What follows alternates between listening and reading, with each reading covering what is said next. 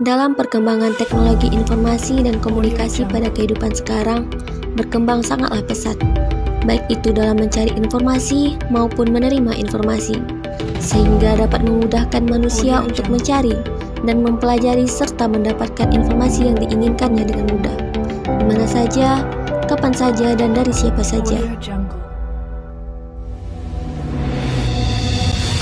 Dengan kemudahan berkomunikasi, manusia seakan lebih dinamis. Informasi tentang peristiwa di tempat yang jauh dengan mudahnya didapatkan dengan bantuan alat-alat tersebut. Kehadiran internet dalam teknologi informasi dan komunikasi membantu aktivitas dan urusan kita dalam memperoleh dan menyampaikan informasi secara cepat.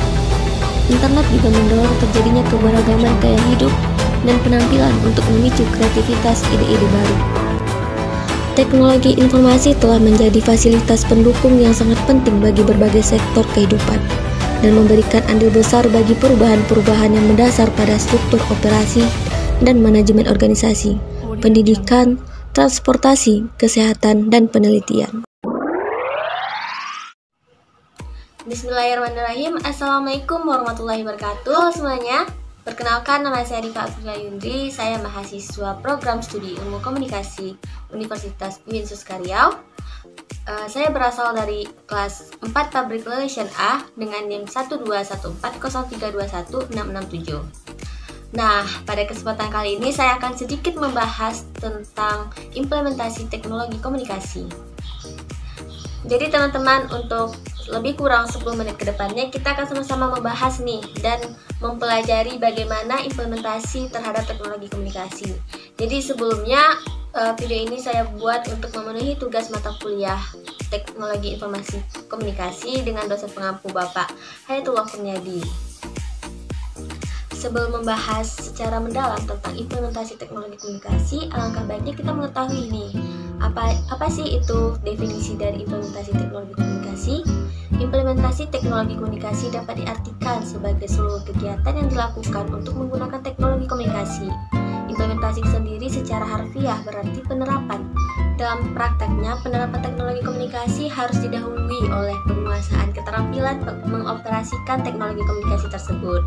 Karena tanpa keterampilan menguasai teknis, suatu teknologi komunikasi tidak akan mungkin diterapkan oleh seseorang. Hal itu mengisyaratkan teknologi komunikasi merupakan sebuah inovasi. Implementasi teknologi komunikasi juga ditentukan oleh sejauh mana sih teknologi komunikasi tersebut mampu membuka akses pada berbagai pelayanan dan jaringan informasi.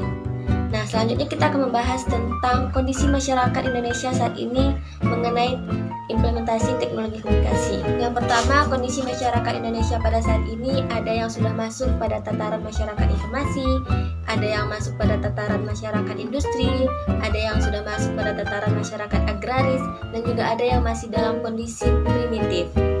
Selanjutnya kita akan membahas tentang bagaimana sih proses implementasi tersebut. Jika teknologi komunikasi merupakan sebuah proses inovasi, maka implementasinya membutuhkan sebuah proses, karena tidak mungkin secara langsung diaplikasikan begitu saja oleh manusia. Proses inovasi yang pernah dikenalkan oleh Alfred M. Rutger pada tahun 1986 dalam Communication Technology, The New Media in Society, antara lain inisiasi dan implementasi. Yang pertama itu ada inisiasi. Inisiasi merupakan usaha mengumpulkan informasi tentang teknologi komunikasi, memahaminya dengan seksama dan merencanakannya untuk mengadopsi. Tahap ini mempunyai dua tingkat, yaitu agenda setting dan matching. Agenda setting adalah munculnya ide untuk mengadopsi teknologi komunikasi demi menyelesaikan permasalahan informasi yang muncul. Sedangkan matching adalah kecocokan teknologi komunikasi dengan kebutuhan dan kemampuan untuk mengadopsinya. Yang kedua yaitu implementasi. Implementasi berarti penerapan. Implementasi pada teknologi komunikasi berarti penerapan teknologi komunikasi dalam kehidupan sehari-hari. Implementasi juga berarti seluruh kegiatan dan aktivitas yang dilakukan untuk menggunakan teknologi komunikasi yang diharapkan. Pada proses implementasi ini mempunyai 3 tingkat. Yang pertama ada reviewing, clarifying, dan routinizing. Reviewing adalah mengatur, menyusun, dan bahkan memodifikasi struktur organisasi atau mental serta kebiasaan baik individu untuk keperluan teknologi komunikasi yang dimaksud. Tingkatan yang kedua yaitu clarifying. Pada tingkat ini adalah tingkat meyakinkan kepada semua anggota atau diri sendiri tentang seluk-beluk teknologi komunikasi yang dimaksud. Selanjutnya yaitu routinizing.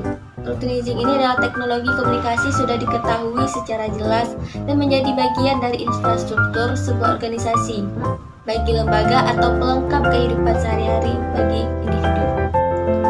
Selanjutnya yaitu difusi inovasi. Pada difusi inovasi, teknologi komunikasi tentu harus ditemukan, disebarkan, kemudian diterima dan pada akhirnya diterapkan kepada masyarakat. Mengapa? Karena hal tersebut disebabkan oleh 3. Yang pertama yaitu kebiasaan, pola pikir, dan kemapanan. Selanjutnya kita masuk kepada proses adopsi teknologi komunikasi. Pada proses adopsi teknologi komunikasi ini terdiri dari 5 tahap, yaitu yang pertama tahap pengetahuan, yang kedua tahap persuasi, yang ketiga tahap pengambilan keputusan, yang keempat tahap implementasi, dan yang terakhir adalah tahap konfirmasi. Implementasi teknologi komunikasi memaksa individu untuk melakukan suatu adaptasi agar dapat melewati prosesnya dengan baik. Adaptasi tersebut adalah penyesuaian nilai-nilai yang dibawa teknologi komunikasi dengan kondisi sosial kultural di mana individu tersebut tinggal. Dari hal itu tentu ada pengelompokan adapter atau penerima inovasi yang sesuai dengan kecepatan penerimanya. Pada kategori pengelompokan adapter, anggota sistem sosial dapat dibagi ke dalam kelompok-kelompok adapter atau penerima inovasi sesuai dengan tingkat kecepatan dalam menerima inovasinya. Salah satu pengelompokan yang dapat dijadikan pedoman adalah pengelompokan berdasarkan kurva adopsi yang telah diuji oleh Ranges 1961. Everett M. Roger membagi kelompok adapter ini menjadi 5 bagian. Yang pertama itu inovator, yang kedua adapter awal, yang ketiga mayoritas awal, yang keempat mayoritas akhir, dan yang kelima adalah kelompok tertinggal. Pada kategori adapter inovator, sekitar 2,5% individu yang pertama kali mengadopsi inovasi dengan bercirikan berpetualang, berani mengambil resiko, mobile, cerdas, dan berkemampuan ekonomi tinggi. Hubungan sosial mereka cenderung lebih erat dibanding kelompok sosial lainnya. Orang-orang seperti ini lebih dapat membentuk komunikasi yang baik meskipun terdapat jarak geografisnya. Biasanya orang-orang ini adalah mereka yang memiliki gaya hidup dinamis di perkotaan, yang memiliki teman atau relasi. Lain halnya dengan adopter awal, 13,5% yang menjadi para perintis dalam penerimaan inovasi. Cirinya dengan para teladan, pemuka pendapat, orang yang dihormati, akses di dalam tinggi, sehingga kelompok ini lebih lokal dibanding kelompok inovator. Kategori adopter seperti ini menghasilkan lebih banyak opini dibanding kategori lainnya, serta selalu mencari informasi tentang inovasi. Mereka dalam kategori ini sangat disegani dan dihormati oleh kelompoknya karena kesuksesan mereka dan keinginan mereka untuk mencoba inovasi baru. Selanjutnya yaitu early majority atau mayoritas awal. Sekitar 34% yang menjadi para pengikut awal dengan bercirikan penuh pertimbangan, interaksi internal tinggi. Kategori pengadopsi ini merupakan mereka yang tidak mau menjadi kelompok pertama yang mengadopsi sebuah inovasi. Sebaliknya, mereka akan dengan berkompromi secara hati-hati sebelum membuat keputusan dan mengadopsi inovasi. Lain halnya dengan late majority atau mayoritas akhir, sekitar 34% yang menjadi pengikut akhir dalam penerimaan inovasi, dengan bercirikan skeptis, menerima karena pertimbangan ekonomi atau tekanan sosial, terlalu terhati-hati. Kelompok ini lebih berhati-hati mengenai fungsi sebuah inovasi. Mereka menunggu hingga kebanyakan orang telah mencoba dan mengadopsi inovasi sebelum mereka mengambil keputusan. Terkadang, tekanan dari kelompoknya bisa memotivasi mereka. Dalam kasus lain, kepentingan ekonomi mendorong mereka untuk mengadopsi inovasi tersebut. Dan yang terakhir adalah kelompok yang tertinggal. Kelompok ini merupakan orang yang terakhir melakukan adopsi inovasi. Mereka lebih bersifat tradisional dan segan untuk mencoba hal-hal baru. Kelompok ini biasanya lebih suka bergaul dengan orang-orang yang memiliki pemikiran yang sama dengan mereka. Sekalinya kelompok laggard mengadopsi inovasi baru, kebanyakan orang justru sudah jauh mengadopsi inovasi lainnya dan menganggap mereka ketinggalan zaman atau disebut kuno. Terdapat 5 faktor penentu implementasi teknologi, diantaranya yaitu sistem sosial. Yang kedua adalah tingkat kebutuhan masyarakat akan inovasi.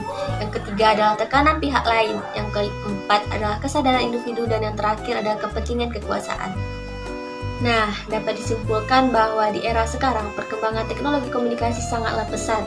Kita sebagai masyarakat harus mulai peka terhadap perkembangan teknologi komunikasi tersebut. Media komunikasi baru merupakan alat teknologi, mewakili teknik yang dapat diterapkan sebagai jalan pintas pada situasi yang berbeda. Seperti teknologi komputer berdasarkan inovasi yang sering ditandai dengan riset pada dekade yang lalu. Kini digunakan manusia sebagai sebuah kebutuhan. Hal ini membuktikan bahwa teknologi komunikasi baru dapat menjadikan kita mendorong perilaku manusia menjadi lebih maju. Baiklah, sekian pembahasan dari saya mengenai implementasi teknologi komunikasi. Terima kasih atas segala perhatian, mohon maaf atas segala kekurangan. Akhir kata, Assalamualaikum warahmatullahi wabarakatuh. Terima kasih.